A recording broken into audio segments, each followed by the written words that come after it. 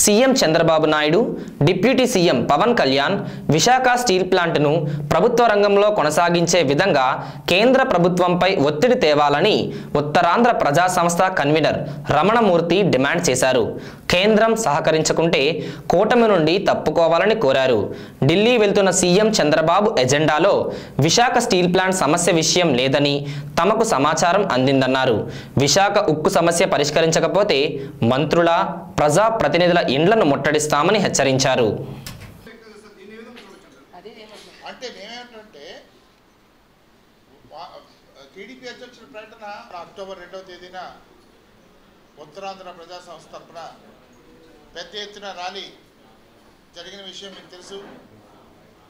ఎందుకోసం అంటే Visakhapatnam steel plant ప్రైవేటీకరణ అడ్డుకోవడానికి చేసిన ర్యాలీ అది. శ్రీకాకుళం, విజయనగరం, విశాఖపట్నం జిల్లాల నుంచి ప్రజలు పెద్ద ఎత్తున పార్టిసిపేట్ చేసి తన నిరసన వ్యక్తం చేయడం జరిగింది. దానికి మీ సహకారం చాలా ఉపయోగపడింది. చాలా అంతా మీకు ఈ సందర్భంగా ధన్యవాదాలు తెలియజేసుకుంటున్నాను.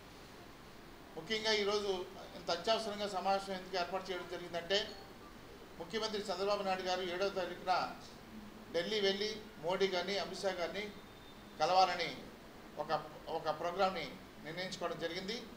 అయితే అందులో ఎజెండా ప్రకారంగా విశాఖపట్నం స్టీల్ ప్లాంటు ఇప్పుడు మనకి బర్నింగ్ ప్రాబ్లం ఇక్కడ, కానీ అంతటి ప్రాముఖ్యత గల అంశాన్ని ఆ డిస్కషన్స్లో లేదు అనేది పత్రికా సమాచారం ద్వారా, సీఎంఓ సమాచారం ద్వారా మనకు తెలుస్తుంది.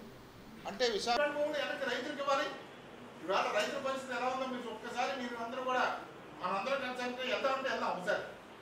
ఈవేళ చాలా మంది భూమిని ఇచ్చిన వాళ్ళు ఈ స్టీల్ ప్లాంట్ ఆఫీస్ గాజులో కూడా వెళ్ళడానికి అవకాశం ఉంది.